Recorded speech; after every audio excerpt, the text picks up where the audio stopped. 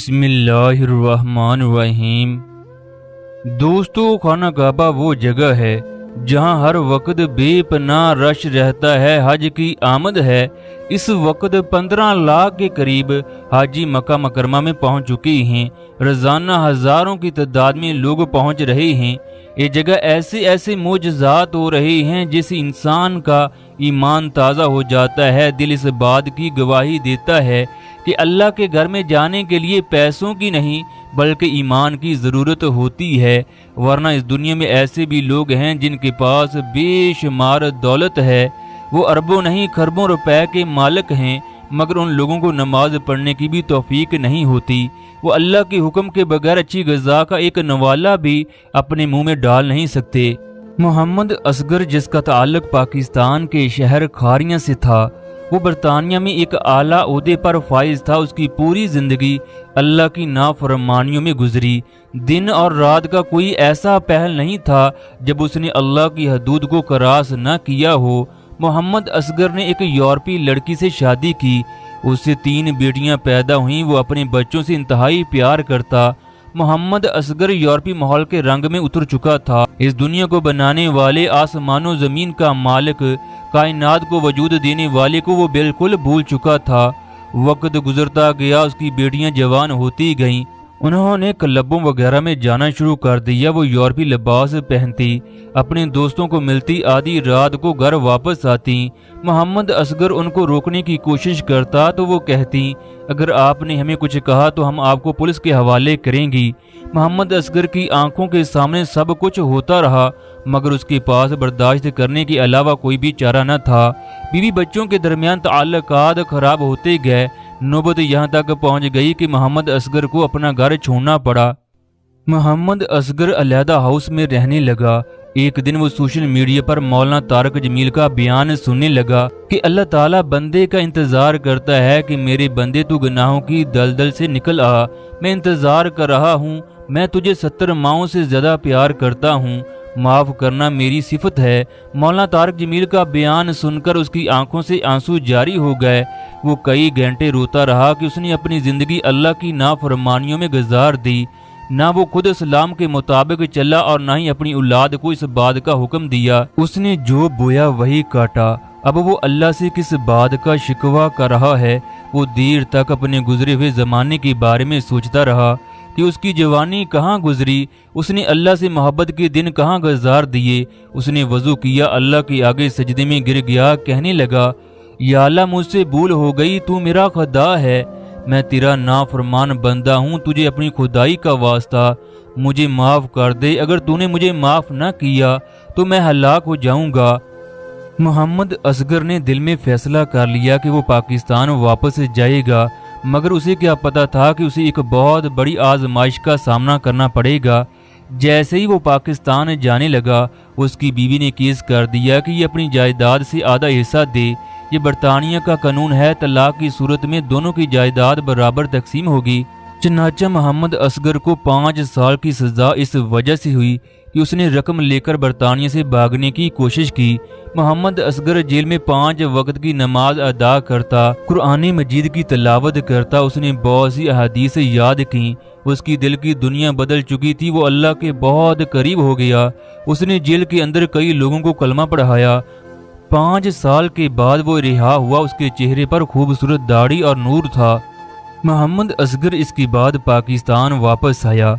एक मस्जिद में इमाम के तौर पर फराइज सर अंजाम देने लगा। उसके दिल में हज की ख्वाहिश पैदा हुई। चनाचा उसने 2024 का हज करने का फैसला किया। मुकर्ररा तारीख को वो तमाम दोस्तों से मिलकर फ्लाइट में बैठकर सऊदी अरब के लिए रवाना हो गया। ये उसकी जिंदगी का खूबसूरत लम्हा था। जब वो अपने गुनाहों की माफी के लिए बैतुल्लाह जा रहा था, उसने जैसे ही मक्का की सरजमीन पर कदम रखा तो अल्लाह का शुक्र अदा किया। जब उसने पहली बार बैतुल्लाह को देखा तो उसकी आंखों से न थमने वाले आंसू जारी थे कि कहाँ एक यूरोप के माहौल में उतरने वाला इंसान और कहाँ अल्लाह का पाक घर। वो भागकर काबा के गिलाफ को पकड़कर अल्लाह से माफियाँ मांगने लगा। शुरतों ने कई बार पकड़कर उसे गिलाफे काबा से हटाने की कोशिश की, मगर वो कुछ देर के बाद फिर चिमट जाता। शुरता जब गुस्से से आगे बढ़ा तो उसके उसान खता हो गए। نہ جانے اسے محمد اصغر کے پاس کیا نظر آیا کہ وہ باب اسلام کے دروازے سے باہر نکل گیا۔ محمد اصغر کو اب کوئی بھی روکنے ٹوکنے والا نہ تھا، لہٰذا وہ دل کھول کر اللہ سے باتیں کرتا رہا۔ اگلے دن پھر محمد اصغر غلاف کعبہ کو پکڑ کر جب اللہ سے اپنے گناہوں کی معافیاں مانگ رہا تھا، پھر وہ شرطا آیا۔ اس نے پھر پیچھے کرنے کی کوشش کی تو اس مرتبہ وہ پھر ڈر کر بھاگ گیا۔ جب محمد اصغر نے عمرہ مکمل کیا تو شرطا پوچھنے لگا، میرے بھائی تم کون ہو، کہاں سے آئے ہو؟ میں جب بھی تمہیں غلاف کعبہ کے پاس جانے سے روکتا ہوں تو ایک بزرگ غصے سے میری طرف دیکھتے ہیں، جن کی آنکھوں کو دیکھ کر میرے اذان خطا ہو جاتے ہیں۔ محمد اصغر نے اسے اپنی زندگی کے بارے میں سب کچھ بتا دیا کہ وہ کس طرح اللہ کا نافرمان بندہ تھا، وہ کس طرح اللہ کے قریب ہوا، وہ کس طرح 5 سال تک جیل میں قرآن اور حدیث کے بارے میں تحقیق کرتا رہا۔ اب شرطے کی محمد اصغر سے دوستی ہو گئی۔ یہ شرطا خانہ کعبہ کے تمام گارڈوں کا انچارج تھا۔ ایک دن وہ کہنے لگا، میرے بھائی کل کا دن تمہارے لیے خاص دن ہے، کل ترکی کے صدر نے کعبہ کے اندر جانا ہے۔ میری خواہش ہے کہ تم بھی اللہ کے گھر کے اندر جاؤ۔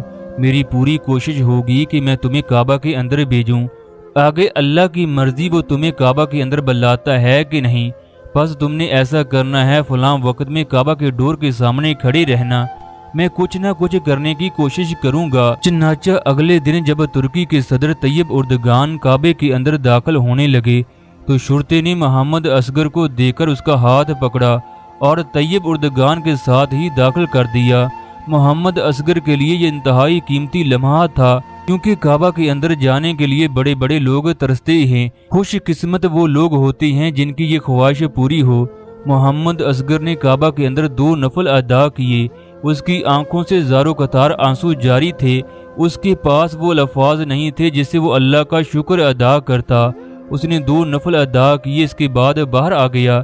وہ شرطے کا بار بار شکریہ ادا کر رہا تھا۔ شرطا محمد اصغر کی انتہائی عزت کرتا، کھانے کے لیے اس کے پاس کچھ نہ کچھ ضرور لاتا۔ جیسے جیسے حج کے دن قریب آنے لگے، محمد اصغر اللہ سے اپنے گناہوں کی معافیاں مانگتا۔ ایک دن طواف کے بعد وہ شرطے سے باتیں کر رہا تھا کہ اسی دوران دل کی تکلیف شروع ہوئی، اسے اسپتال پہنچایا گیا، جہاں وہ کچھ گھنٹے زندہ رہنے کے بعد اس دنیا سے رخصت ہو گیا۔ اس نے شرطے کو وصیت کی کہ مرنے کے بعد اسے جنت المعلی میں دفن کیا جائے، لہٰذا محمد اصغر کی وصیت پر عمل کرتے ہوئے اسے جنت المعلی میں دفن کر دیا گیا۔ دوستو، محمد اصغر جس نے اپنی ساری زندگی یورپ میں گزاری، اللہ کی نافرمانیاں کی، مگر آخری وقت میں اللہ کے قریب ہو گیا۔ آپ کی اور میرے پاس انتہائی کم وقت ہے، زندگی انتہائی مختصر ہے اور سفر بہت لمبا ہے۔ ہمیں سفر کی تیاری کرنی چاہیے، اس سفر کو اچھا بنانا چاہیے تاکہ ہم جنت کے